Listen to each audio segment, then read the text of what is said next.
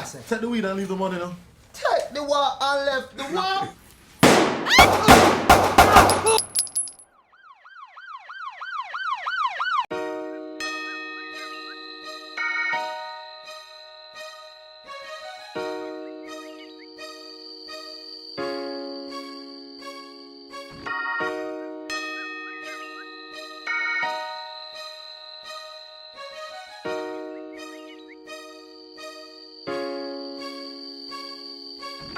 My situation is just like many others in this nation, violating probation from smoke inhalation.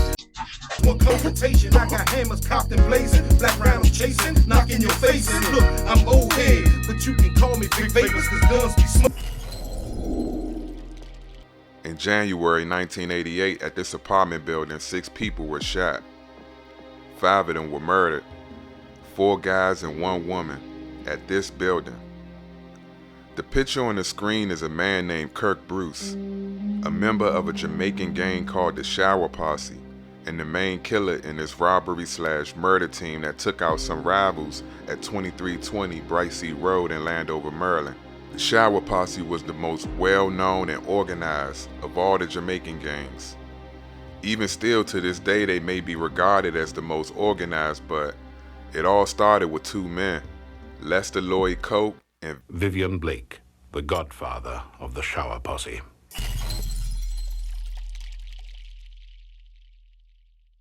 The Shower Posse became the enforcers for the Prime Minister of Jamaica, operating in the West Kingston area. And when I say these guys were ruthless, they shot first and asked questions later. The posse also dealt cocaine and cannabis, and eventually was spread out, sending guys to the States to do business in a lot of major cities across America.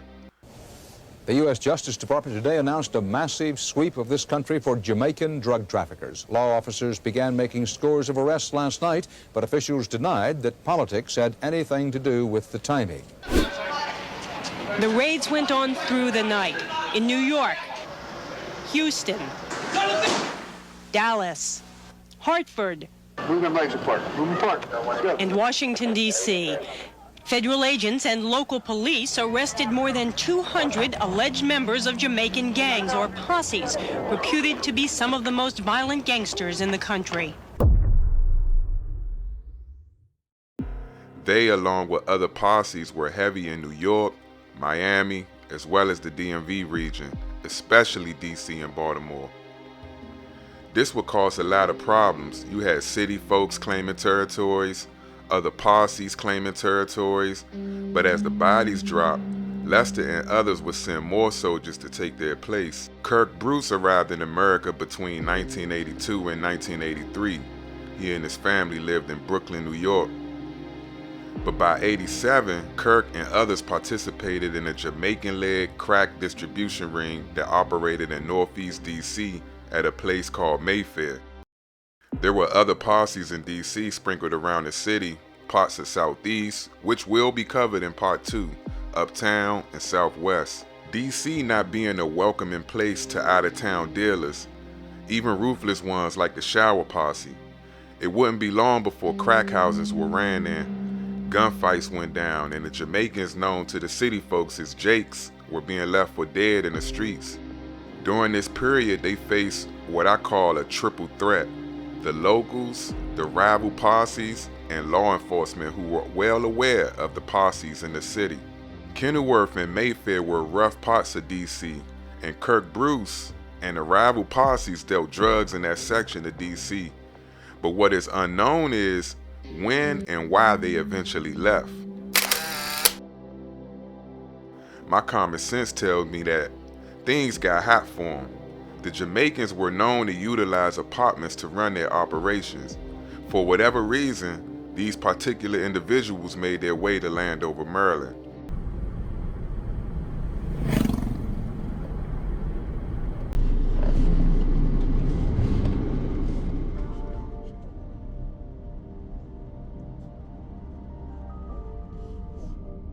Some of the rival posse members were laying low at an apartment on Bright Sea Road, several blocks from the Glenarden Apartments, which was known at the time as a crack and PCP strip. Kirk Bruce, Carl Dunstrom, Steve McMillan, and other Jamaican affiliates made their way to the front door of that same apartment the rivals were staying at, and all hell broke loose, which resulted in 5 lifeless bodies, 4 guys and 1 woman. All of them were Jamaican. There was one other woman who was dead but survived 2 headshots. Her name is Charmaine Chambers. She would later testify to what occurred in the apartment that day on January 22nd, 1988.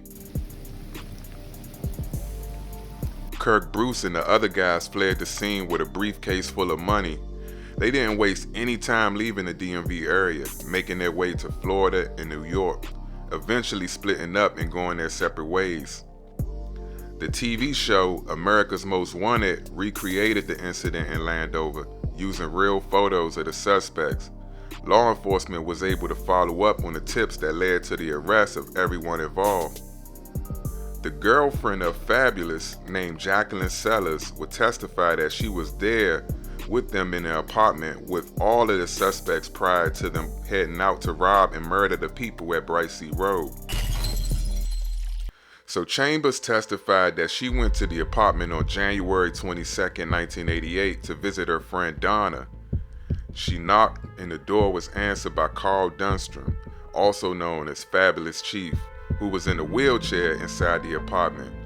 He instructed her to follow him. Once inside, she saw Bruce, whom she had met before, and several other men. One of the men, Henry, was on the telephone. When Henry hung up, he produced a gun and grabbed Richie. Chambers testified that Bruce got up from his chair with a gun in his hand, grabbed Chief from his wheelchair, and removed a second gun from Chief's wheelchair. Fabulous was also armed with a weapon. Chambers then ran into a back bedroom where Donna was asleep. She heard shots and saw Richie run into the bedroom, and he was being pursued and shot at by Henry. Donna woke up and she and Chambers tried to slide under the bed. More shots were fired and Donna became silent. Henry then approached Chambers, grabbed her by the hair, and fired a shot at her head. Chambers lay on the floor and tried to appear dead while the gunshots continued. Fabulous then came into the bedroom, grabbed Miss Chambers by the hair, and shot her again. The shooting stopped and some time passed. Chambers crawled out of the apartment and went to a neighboring apartment to summon the police and the ambulance.